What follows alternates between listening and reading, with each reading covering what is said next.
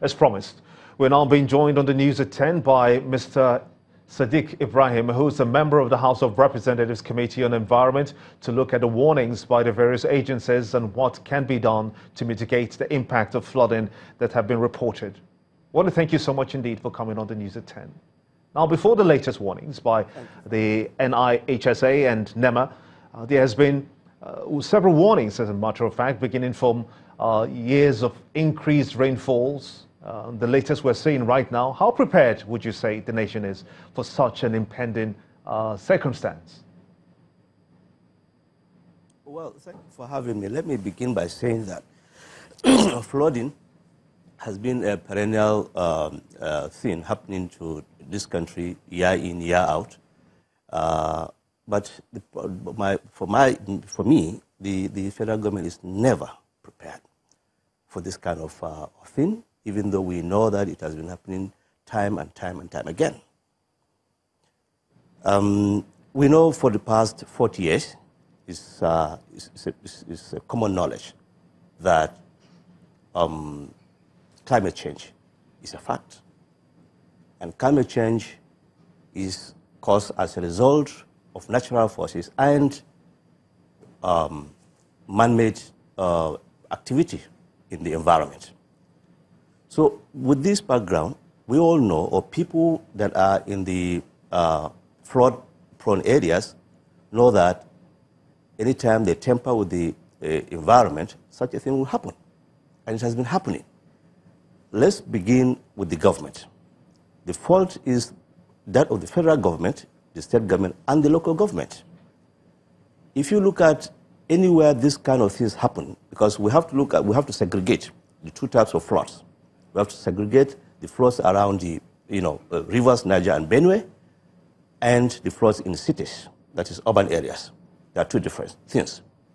The floods in our these two giant rivers that bestride Nigeria, Niger and Benue, they usually come geographically, all-level geography, that every water comes from the highlands to the lowlands. Therefore, waters, if you take the Niger, for instance, waters from Sokoto, Kebbi, Zamfara, Katsina, they all pour into streams and eventually into the River Niger. And then waters from Benue, from the source of the River Benue in Cameroon, it also flows. Then we have rivers that flow into River Niger. For instance, in Adamawa State, where I know very well, we have River Faro in my local government. River Kilange is there, also in my local government of Ufore. It comes down to River Pambambi, River Beti. It goes down to River Chochi, goes down to River Gongola. Then in Taraba State, you have River Ibi. All these rivers have their sources from the highlands, the Mandara Mountains, the Vere Mountains, and then the Gembu Mountains. They all come, join streams, and into the River Benue. The same thing with the mountainous areas of Kogi, Kwara, and Niger. So because we have three dams. My apologies, if you just allow me to butt in so we can have a back and forth conversation about this, because you are in the thick of things and the know about what actually is happening.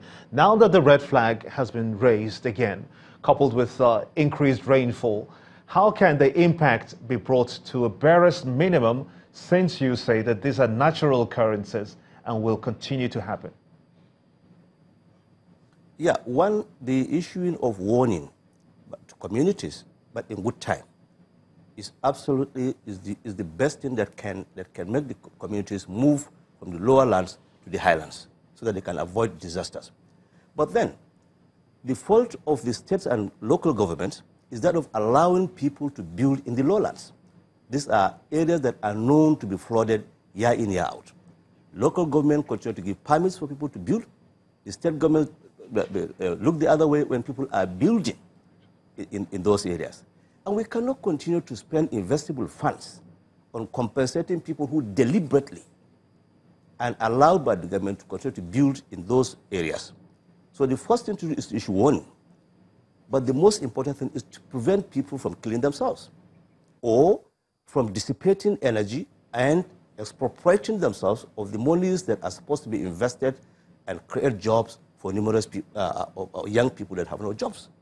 So if as a government we lay back and see people building in those areas, and local government gives a permit, or state governments give them a permit, or without permits, government look at them doing so, they don't care, and then you issue the warnings, it doesn't really help. So the two things that must be done, to answer your question frontally, is number one, we should try as much as possible to prevent people from building in areas that are prone to floods. And number two is to issue timely warnings for people to evacuate from those areas that are prone.